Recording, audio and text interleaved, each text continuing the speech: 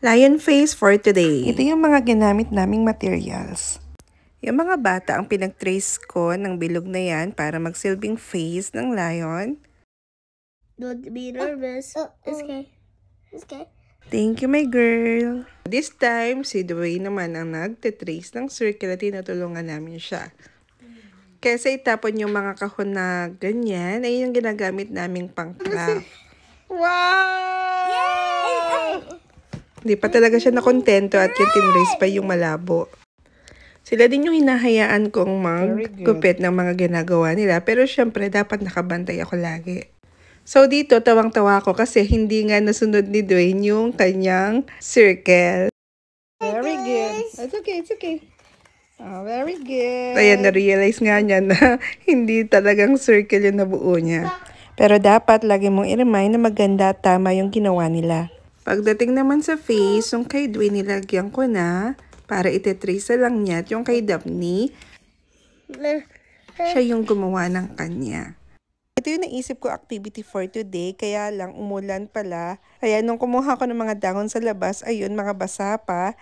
Kaya pinatuyo muna namin. This is the best activity ever. Sobrang na-appreciate lagi nila yung aming ginagawa. Kaya halimbawa, pagod ka or gusto mo magpahinga or tatamarin ka kasi maghahanap ka ng materials, tapos kailangan mo silang bantayan or i-guide. Yan, but we don't have any double-sided here, so we're gonna use this. I cut it into pieces like this. And Like that? Bali wala na lahat ng yun, basta ang mahalaga, nag-enjoy sila at natututo sila. Nandyan yung paulit-ulit ang pag-encourage pag halimbawang tinatamad na, lalo si Tutoy. May time na iiyak talaga siya. Or kahit naman si Daphne may time na ganun. Pag halimbawa meron silang hindi naintindihan o hindi agad nagawa, dapat talaga nandyan ka para i-remind sila na okay lang na magkamali. Mag-try lang na mag-try. Ito yung lagi nilang inaabangan o inaantay sa kanilang maghapon. Tapos na agad si ate, kaya yan, tutulungan niya ulit ang kanyang kapatid.